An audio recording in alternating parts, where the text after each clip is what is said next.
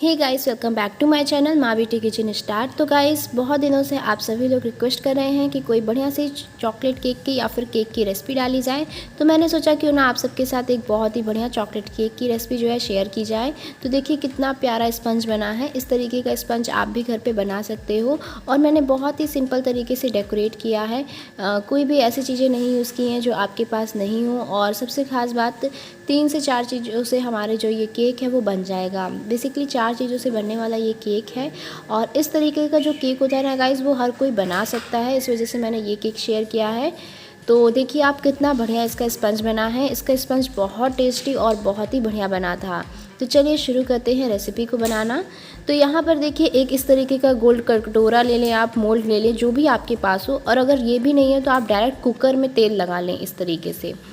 तो यहाँ पर देखिए इस तरीके से तेल लगा लेंगे और फिर अंदर एक बटर पेपर लगा देंगे, जिससे हमारा केक है आराम से निकल जाएगा।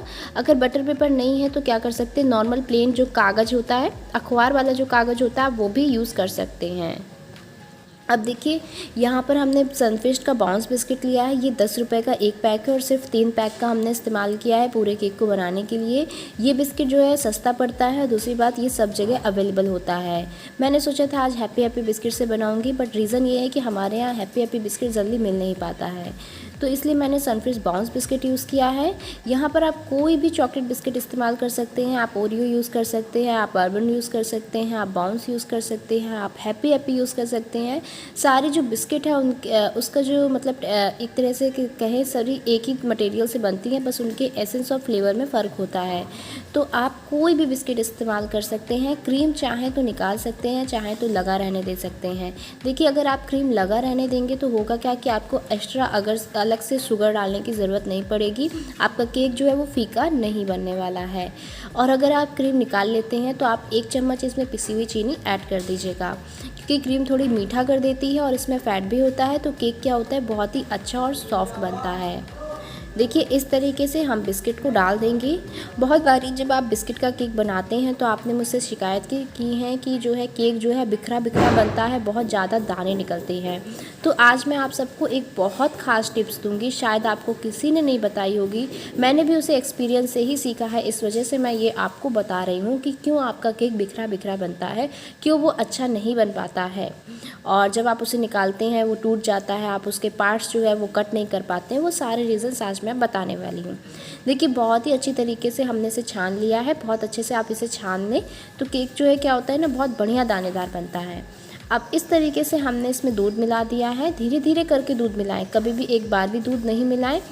तो ये देखिए बिल्कुल इसको धीरे धीरे करके मैं दूध मिला रही हूँ। और हमें किस तरीके की कंसिस्टेंसी चाहिए वो भी मैं आपको बताऊँगी। कंसिस्टेंसी का इसमें बहुत ध्यान रखना पड़ता है। अगर आपने बहुत ज़्यादा पोरिंग कंसिस्टेंसी कर दी तो केक जो है चिपचिपा बन जाएगा, डेंस बन जाएगा।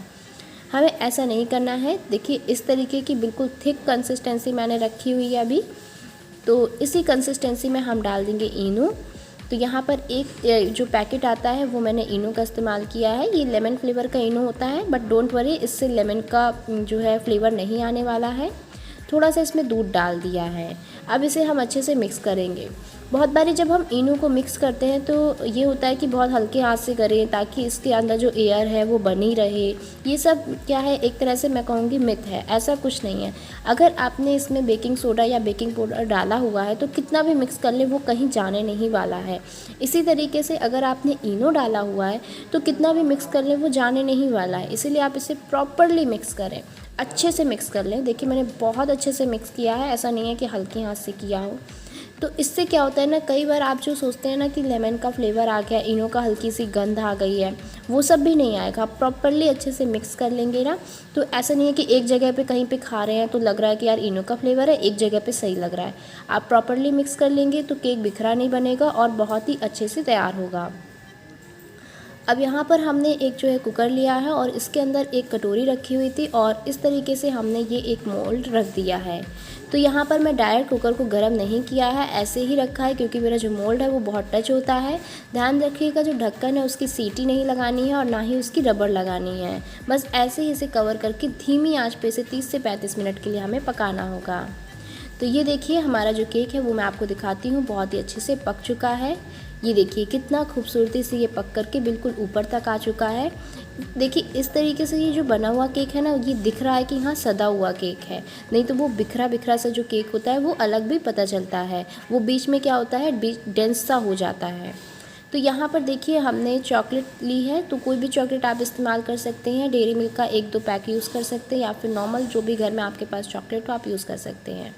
तो यहाँ पर मैंने मिल्क कंपाउंड लिया है, आप डार्क कंपाउंड का भी इस्तेमाल कर सकते हैं। मुझे मिल्क कंपाउंड का फ्लेवर जो है वो अच्छा लगता है, ज़्यादा कड़वा नहीं लगता है। तो मुझे डार्क कंपाउंड वैसे बताऊँ तो मुझे थोड़ा कड़वा लगता है, तो इस वजह से मैं ज़्यादातर मिल्क कंपाउंड का इस्तेमाल करती हूँ। तो यहाँ पर देखिए चॉकलेट मेल्ट होने के बाद इसमें हम 2 चम्मच जो है इस तरीके से दूध डाल देंगे। दूध जो है वो रूम टेम्परेचर पे होना चाहिए, और चॉकलेट बहुत ज़्यादा गर्म नहीं होनी चाहिए। चॉकलेट को आप निकाल लें, क्योंकि जब आप चॉकलेट को मेल्ट करते हैं तो चॉकलेट भी काफ़ी गर्म हो जाती है। तो इस वजह से कई बार क्या होता है, अगर चॉकलेट गर्म है और आपने दूध ठंडा डाल दिया या फिर उसका टेम्परेचर उतना बराबर नहीं हुआ, तो क्या होता है कि चॉकलेट फट जाती है और उसमें से जैसे लगता है कि घी सा छोड़ दिया हो उसने। तो ऐसा बिल्कुल नहीं करना है। दोनों का टेम्परेचर थोड़ा बहुत 19-20 तो चलेगा, लेकिन ज़्यादातर हमें बराबर से लेना है। अगर आपकी चॉकलेट गर्म है तो आप फिर दूध भी हल्का सा गर्म करके लीजिएगा। देखिए अब केक को हम डिमोल्ड करते हैं, तो किनारों पर से हमने नाइफ़ लगा ली है, और ये देखिए इस तरीके से इसे पलट दिया है। अब इसका जो बटर पेपर है वो निकाल लेते हैं। ये देखिए कितना बढ़िया खूबसूरती से हमारा जो है केक जो है वो पका हुआ है, बिल्कुल भी जला नहीं है, इवनली कुक हुआ है, डेंस नहीं बना है, और सबसे बात कि बिखरा हुआ नहीं बना है। आप इससे कितनी भी लेयर चाहे कट कर सकते हैं। बहुत ही अच्छा बना है, बहुत ही सॉफ्ट बना है। अभी अगर मैं ज़्यादा करूँगी तो ये टूट जाएगा। तो ये देखिए बहुत ही अच्छा बना है। इस तरीके से आप एक बार स्पंज ज़रूर ट्राई कीजिएगा, एक बार इस टिप्स को ज़रूर इस्तेमाल कीजिएगा। तो ये देखिए अब केक बन करके तैयार है, और हमारा जो चॉकलेट गनाश है वो भी बन करके तैयार हो गया है। तो इससे हम क्या करेंगे, अपने केक को कवर कर देंगे। अब बहुत बारी ये होता है कि केक को कवर करने के लिए हमें टूल्स चाहिए होंगे, तो ऐसा कुछ नहीं है, आप नॉर्मल स्पैचुला से भी कवर कर सकते हैं। और आपको एक चीज़ बताती हूँ कि जब मैंने केक बनाना सीखा था तो मेरे पास भी वो सारे टूल्स नहीं थे, और मैंने इतना इन्वेस्ट भी नहीं किया था। तो मैंने यही घर का जो स्पैचुला होता है, चाकू होती है, इन्हीं सब चीज़ों से मैंने सीखा था। फिर जब मैंने धीरे धीरे केक में हल्की सी आइशिंग सीख ली, तब मैंने ये सारी चीज़ें खरीदी। तो इस तरीके से अगर आप कभी कभी केक बनाते हैं तो बिल्कुल ज़रूरत नहीं है कि आप वो महंगे महंगे टूल्स खरीदें। आप नॉर्मल घर के स्पैचुला से भी, और या फिर नाइफ़ से आप इसे आराम से जो है क्या कर सकते हैं, कवर कर सकते हैं। तो चॉकलेट तो आप अपने हिसाब से जितना कम ज़्यादा आपको पसंद है आप डाल सकते हैं। और इस तरीके से लास्ट में क्या कीजिए, इसके जो एजेस हैं यहाँ पर चॉकलेट बह जाती है, तो उसको आप क्लीन कर लीजिए, जिससे आपका जो केक है वो देखने में काफ़ी क्लीन सा लगेगा। अब यहाँ पर ये मार्केट में कलरफुल शुगर हार्ट्स मिलते हैं, तो अगर आपके पास ये हैं तो आप इससे डेकोरेट कर सकते हो, नहीं तो आप क्या कर सकते हो, जेम्स है, जेम्स तो ईज़िली हर जगह मिल जाते हैं, आप जेम्स से भी बहुत अच्छे से इसे डेकोरेट कर सकते हो। तो ये इस तरीके से, उम्मीद है ये आज की रेसिपी आप सभी को पसंद आई होगी, मेरी टिप्स भी आप सभी को पसंद आई होगी, ट्राई ज़रूर कीजिएगा।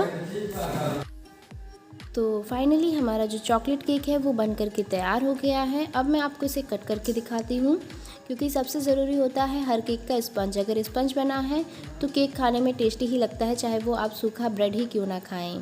तो ये देखिए अब मैं आपको इसका जो पीस है और इसका जो स्पंज है वो दिखाती हूँ। ये देखिए कितना बेहतरीन बना है, लग ही नहीं रहा है कि ये हमने बिस्किट से बनाया है। आप चाहें इसकी कितनी भी लेयर कट कर सकते हैं, क्योंकि ये बिखरने नहीं वाला है।